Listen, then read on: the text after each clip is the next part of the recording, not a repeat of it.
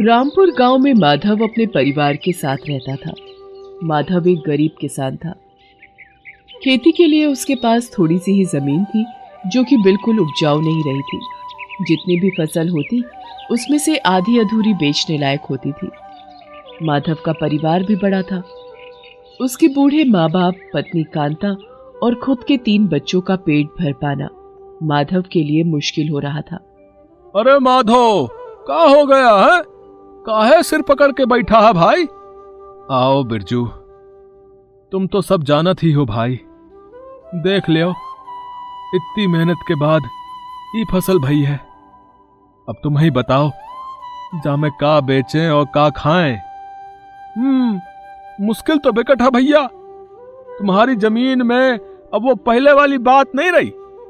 हम कहे थे ना तुमसे, शहर जाकर अच्छी खाद का इंतजाम करो। का बात करत हो भाई? यहां 2 वक्त का चूल्हा जलान की हालत ना है। महंगी खाद का खर्चा कहां से हुई है? तो फिर ऐसा करो, छोड़ो या खेती किसानी का चक्कर और क्या, और कुछ काम वाम देख लो। जैसे कि का काम करे? अरे अपने लालचंद सेठ के यहाँ काहे नहीं चले जाते हो? है उनको तो कितना बड़ो कारखानो है, 12 महीने कछु ना कछु बनत ही रहा था वहां। हाँ। अपने दोस्त बिरजू की बात मानकर माधव तुरंत लालचंद सेठ के पास जाकर काम की बात करता है। लालचंद गांव के अमीर लोगों में से एक थे और बहुत ही भले आदमी थे। वो तुरंत माधव को काम पर रख लेते हैं। ठीक है माधव, कल से कारखाने आ जाना, ठीक है? अब देखो, मैं तो ज्यादा मिलूंगा नहीं। कारखाने का सारा काम वो शेखर देखता है। तुम उससे मेरा नाम ले लेना, ठीक है? हाँ, बहुत बहुत शुक्रिया मालिक। माधव अगले ही दिन कारखाने पहुंच जाता है और कारखाने के मैनेजर शेखर से जाकर बात करता है। शेखर वैसे तो उसी गांव का रहने वाला था, लेकिन वो शहर से पढ़ लिख कर आया था, जिस बात का उसे बड़ा ही घमंड था। वो कारखाने में काम करने वाले सभी लोगों से बहुत ही बुरा बर्ताव करता था। ओहो, ये सेठ जी भी ना किसी पर भी तरस आ जाता है। नहीं, मैंने कहा था कि शहर से लेकर आऊंगा मजदूर, लेकिन उन्हें तो आप बिल्कुल फिक्र ना करो मालिक, बस एक बार काम समझाए दो, फिर हम सब कर ली है। हाँ हाँ, मुझे सब पता है, क्या करोगे तुम। चलो अब मेरा दिमाग खराब मत करो और अंदर जाकर काम देखो। कारखाने में आने वाले खास मौकों के मुताबिक काम चलता था।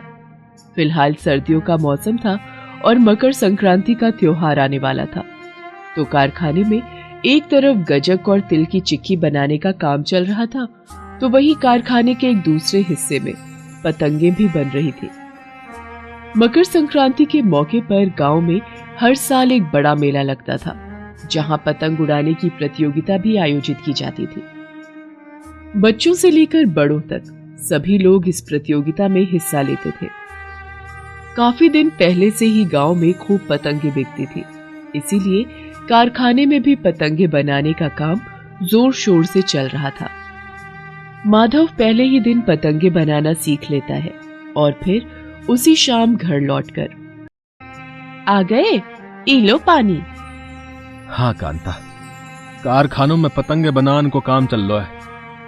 काम ज्यादा मुश्किल ना है, और तो को पता है वहां गजक और तिल की चिक्की भी बनत रही। तू कहे तो बात करो साहब से, है?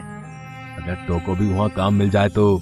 कांता माधव को कोई जवाब देती उससे पहले ही उसका छोटा बेटा किशन बीच में बोल पड़ा। का कहे बापू, वहां पतंग बनत रही का? बापू, मोको भी ले चलो कारखाने, मैं बहुत अच्छी पतंगे बना सकत हूँ। अच्छा बिटवा, पर तू अभी से। आप बिल्कुल फिक्र ना करो बापू, मोको पतंग उड़ान और ओको बनान बहुत अच्छा लगता है, और मोको तो पतंग को मांझो भी बनान आवत है। कांता, तू थोड़े दिन रुक जा, फिर अभी मैं किशन के लिए बात करता हूँ मालिक से, है? माधव की दोनों बड़ी बेटियां अपनी माँ के साथ घर संभालती थी और छोटा बेटा किशन, वो भले ही उम्र में अभी छोटा था, लेकिन अपने पिता के हालात अच्छे से समझता था। उसे पतंग उड़ाने का भी बहुत शौक था। वो मकर संक्रांति पर होने वाली प्रतियोगिता में हिस्सा लेना चाहता था। लेकिन उसके पास पतंग खरीदने के पैसे नहीं थे। उसने कारखाने में काम करने का फैसला कर लिया ताकि वो अपने हाथों से पतंग बना सके और फिर प्रतियोगिता में हिस्सा ले सके। साथ ही इस तरह वो माधव की भी मदद कर सकता था। माधव अगले दिन किशन के साथ कारखाने पहुंचा और उसके लिए कारखाने के मैनेजर शेखर से बात की। अच्छा, इसीलिए मैं गांव के लोगों को यहाँ काम पर नहीं रखना चाहता। सेठ जी के कहने पर तुम्हें काम दिया, ये कम है क्या? ये तुम्हारा लड़का, इसे क्या पता कैसे बनानी है पतंगे? ना मालिक, मैं जाना थू, मैं बहुत अच्छी पतंग बना थू। आप चाहो तो बनवाए के देख लियो। हाँ हाँ, बस इसी के लिए तो बैठा हूं मैं यहाँ। इतना फालतू वक्त नहीं मेरे पास। माधव, तुम्हें काम करना है तो करो, इसके अलावा किसी के लिए नौकरी नहीं है यहाँ। और सुनो, पतंगों का एक बहुत बड़ा ऑर्डर आया है शहर से। परसों तक सारी पतंगें भिजवानी है। चलो जल्दी लग जाओ काम पर। अच्छा मालिक, काम न देना है तो मत दो, थोड़ा सा पतंग बनाने का सामान ही दे दो।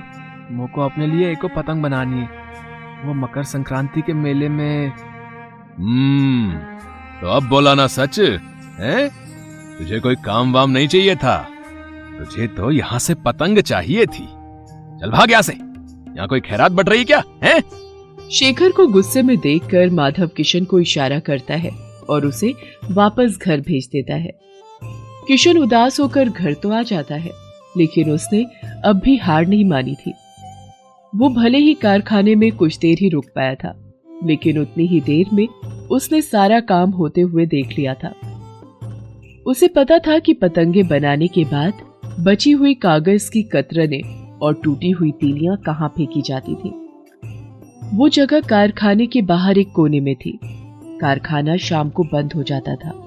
जब माधव काम से वापस लौटा तो किशन चुपचाप कारखाने गया और उस कूड़े के ढेर से थोड़ा बहुत सामान उठाकर घर ले आया और चुपचाप उस सामान से अपने घर के पीछे अपने लिए पतंग बनाने लगा।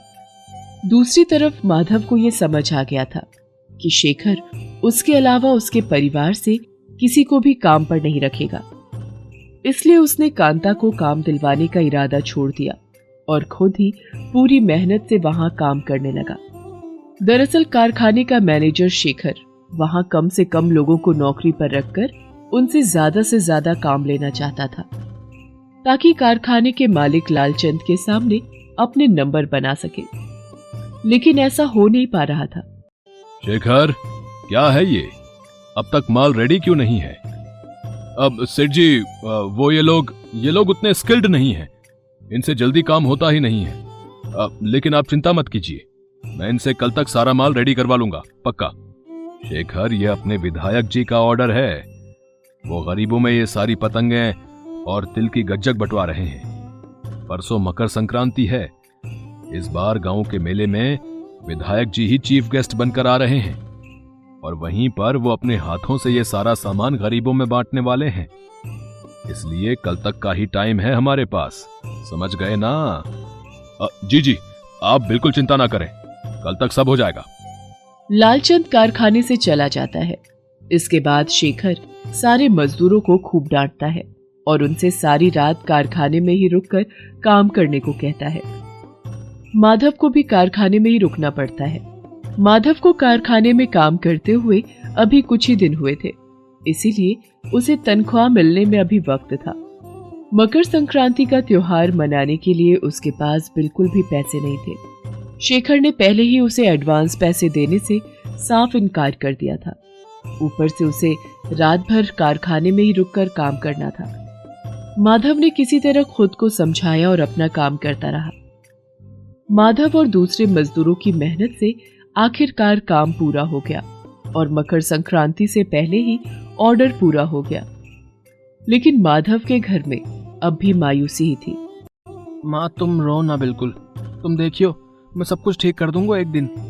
फिर हम भी सब लोगन की तरह मकर संक्रांति मनावेंगे, सभी मिलकर पतंग उड़ाएंगे और फिर तुम खूब सारे तिल के लड्डू बनाना माँ। हाँ बिटुआ, भगवान करे वो दिन जल्दी से आ जाए बस। इतना कहकर कांता किशन को गले से लगा लेती है और फिर किशन घर से बाहर निकल जाता है। गांव में मकर संक्रांति का मेला लगा हुआ था। हर कोई अपनी अपनी पतंग लेकर वहां पहुंचा हुआ था। कुछ ही देर में आसमान में रंग बिरंगी पतंगे लहराने लगी, लेकिन उन सब में एक पतंग थी जो सबसे अलग और सबसे ऊंची उड़ रही थी। हर किसी की नजर उसी पर जाकर टिक गई थी। वो पतंग किशन की थी, जो उसने कारखाने से लाई हुई बेकार कागज की कतरनों से बनाई थी। उस पतंग का मांझा भी किशन ने अपने हाथों से बनाया था। वो बहुत ही मजबूत था। पूरी प्रतियोगिता में कोई भी किशन की पतंग काट नहीं पाया और किशन ने वो प्रतियोगिता जीत ली। मेले के चीफ गेस्ट के रूप में आए विधायक जी को किशन की पतंग बहुत ही अच्छी लगी। उन्होंने किशन को सबसे पहले तो इनाम के साथ साथ मीठी गजक से भरा एक बड़ा डिब्बा दिया और फिर उससे बोले, वाह बेटा, तुम्हारी पतंग तो वाकई कमाल की है। कहां से खरीदी? ना मालिक, ये पतंग तो मोने खुद ही अपने हाथन से बनाई है, और वो भी कचरे से। किशन अपनी पतंग के बारे में सब कुछ बताता है, साथ ही अपने पिता माधव के बारे में भी। विधायक जी के साथ वहां कारखाने के मालिक लालचंद भी मौजूद थे। उन्होंने किशन को तुरंत अपने कारखाने में काम पर रख लिया और शेखर को उसके बर्ताव के लिए बाद में डांट भी लगाई। किशन बहुत खुश था। उसने अपनी इच्छा शक्ति और मेहनत से न सिर्फ अपनी इच्छा पूरी कर ली थी, बल्कि अब उसकी वजह से उसका पूरा परिवार मकर संक्रांति का त्योहार भी मना सकता था।